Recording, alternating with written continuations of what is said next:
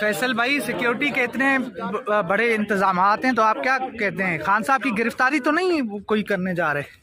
توقع تو آپ کی حکومت سے کوئی بھی جو بری توقع کی جا سکتی ہے، تو کچھ بھی کیا جا سکتا ہے۔ دیکھ صاحب اب دیکھتے ہیں کہ کیا سین ہے کیا نہیں۔ اچھا، خان صاحب کے ساتھ وہاں سے کتنے لوگ آ رہے ہیں لاہور سے؟ کوئی آئیڈیا؟ کوئی لوگ ہمیشہ ان کے ساتھ بے شمار ہوتے ہیں، وہی آ رہے ہیں۔ میں بھی ابھی مجھے آئی جی صاحب نے اندر کرایا ہے۔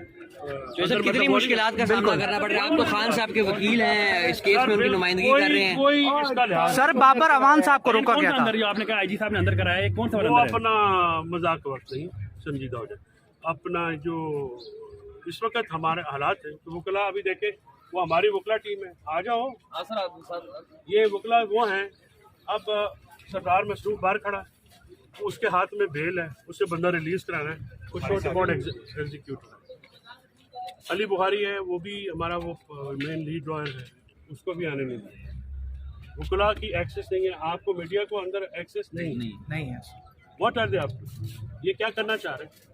ہاں، ہم سمجھتے ہیں اسلام آباد ہائی کورٹ نے جو آرڈر پاس کیا، ہم اس کے پابندی میں آ رہے ہیں، ہم اس کی روشنی میں یہاں پہ آ رہے ہیں، اور ہم کو ادھر رش نہیں کرنا چاہتے۔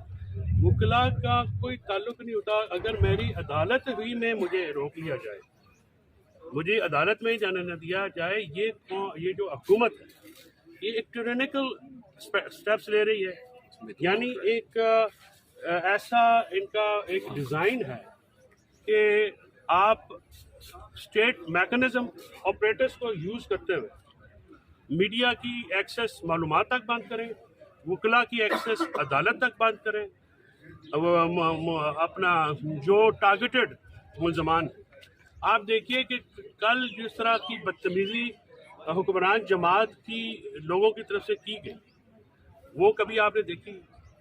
Matter is between the court and the accused. وہ کورٹ نے اپنی ان کی پریزنس